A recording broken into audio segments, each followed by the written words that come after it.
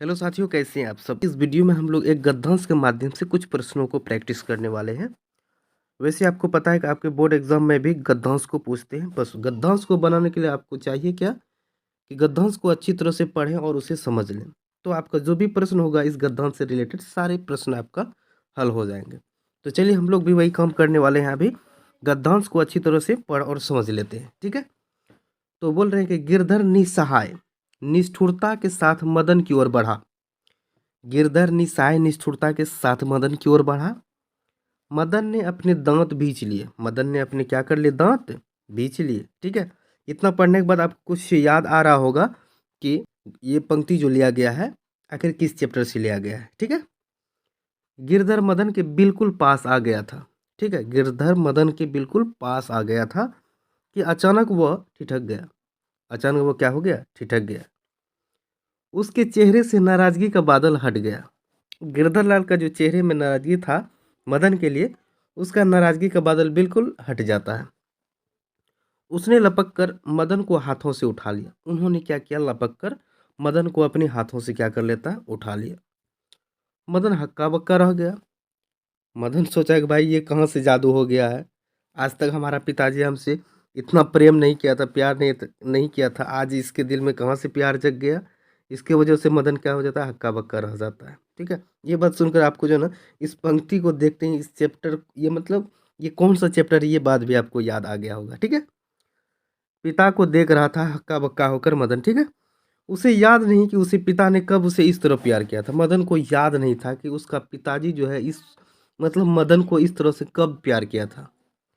अगर कभी किया था तो गिरधर उसी बेपरवाही, उल्लास और गर्व के साथ बोल उठा जो किसी के लिए नौकरी से निकाले जाने पर ही, जो किसी के लिए नौकरी से निकाले जाने पर ही मुमकिन हो सकता है। बोला, शाबाश बेटा, एक तेरा बाप है और तूने तो बेखोखा के दो दो दांत तोड़ डाले। हा हा हा हा हा। तो भाई साहब ये था क्या चीज? गद्यांश, ठीक है। चलिए गद्यांश को हम लोग अच्छी तरह से बिल्कुल पढ़ चुके हैं, ठीक है। और उसी से रिलेटेड कुछ प्रश्न है, ठीक है। तो पहला नंबर सवाल क्या है कि इस पाठ के लेखक कौन है, ठीक है। तो इस पाठ के लेखक कौन है भाई साहब? मतलब पहले तो आपको ये समझ में आना चाहिए भाई ये जो पॉइंट है, ये पंक्ति जो लिया गया है कहाँ से लिया गया है, ठीक है। कौन सा पाठ से लिया गया है?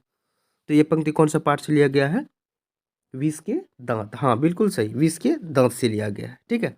अब तो आपको पता हो गया विष के दांत जो है मतलब उसके राइटर कौन है। तो कौन है? नलिन विलोचन शर्मा, ठीक है। चलिए दूसरा नंबर सवाल क्या है कि यह गद्यांश किस पाठ से उद्धृत है। मतलब कहाँ से लिया गया है ये पंक्ति जो है, ये गद्यांश जो है कहाँ से लिया गया है? कहाँ से लिया गया है? विष के दांत वाले पाठ से लिया गया है, ठीक है। तीसरा नंबर सवाल है और चौथा नंबर सवाल है, इसे आपको प्रैक्टिस करना है, ठीक है। फिर भी मैं यहाँ पर आपको समझा देता हूँ। गिरधर अपने पुत्र को शाबाशी क्यों दी? गिरधर अपने पुत्र को, यानी कि गिरधर जो अपने पुत्र मदन को शाबाशी क्यों देता है? क्योंकि उन्होंने कासू के दो दो दांत तोड़ डाले थे। इसी वजह से गिरधर ने अपने पुत्र को क्या दिया? शाबाशी दिया, ठीक है। और चौथा नंबर सवाल क्या है? तूने तो बे खोखा के दो दो दांत तोड़ डाले। इसका आशय क्या है? मतलब इसका आशय क्या? इस ये वर्ड जो बोला गया है, ठीक है, इसका मतलब क्या है? क्यों बोला गया है, ठीक है। तो चलिए इसको देख लेते हैं हम लोग, क्यों बोला गया है। देख लो भाई साहब, क्या बोल रहा है कि यह कथन प्रस्तुत कहानी का निचोड़ है, ठीक है। ये प्रश्न जो किया गया था ये पूरे कहानी का निचोड़ मतलब बिल्कुल निष्कर्ष निकाला है। खोखा के दो दो दांतों को मदन ने तोड़ डाले थे, ठीक है। ये दांत दूध के नहीं थे, यानी कि उसके जो दो दो दांत तोड़ डाले थे वो दांत जो है ना किसके नहीं थे? दूध के नहीं थे, बल्कि विष के थे। बल्कि वो क्या थे? विष के दांत थे, शोषक के थे। शोषक मतलब जो दूसरों पर अत्याचार करते रहते हैं, बस उसी के थे, जुर्म के थे। यह कथन कहानी की सार्थकता पर प्रकाश डालती है। ये कथन जो बोला गया है इस कहानी का बिल्कुल सार्थकता पर क्या डालती है? प्रकाश, यानी कि ये कथन बिल्कुल सत्य है। पुरानी पीढ़ी शोषक को सहती है। पुरानी पीढ़ी मतलब कि मदन का जो पिताजी था गिरधर, वो पीढ़ी जो है उसका मतलब पिताजी का पीढ़ी जो है ना उसके शोषण को बिल्कुल सहते रहा। और नई पीढ़ी शोषक के दांत को तोड़ डालती है। और नई पीढ़ी मतलब कि मदन हो गया नई पीढ़ी इसका।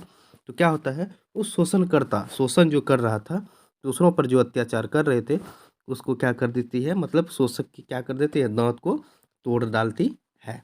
ठीक है, आपको इस गद्यांश के माध्यम से कुछ प्रश्नों को हल करने के लिए मिला। ठीक है, आई होप कि आपको अच्छा लगा होगा। ठीक है, तो ये हो गया क्या चीज़ कि आप इसी तरह से प्रैक्टिस करते रहिए गद्यांश को बनाने का। ठीक है, क्योंकि भाई साहब आपको जो है ना वहाँ पे गद्यांश से रिलेटेड प्रश्न पूछेंगे ही। ठीक है, तो इसके लिए करना क्या पड़ेगा, आपको बेहतरीन तरीक़ा से गद्यांश को पढ़ना प्लस समझना आना पड़ेगा। ठीक है, उस तभी ही आप क्या कर सकते हैं, अच्छी तरह से गद्यांश को आप बना पाते हैं। तो चलिए मिलते हैं एक और कमाल के एपिसोड में, तब तक के लिए हमें इजाज़त दें। जय हिंद।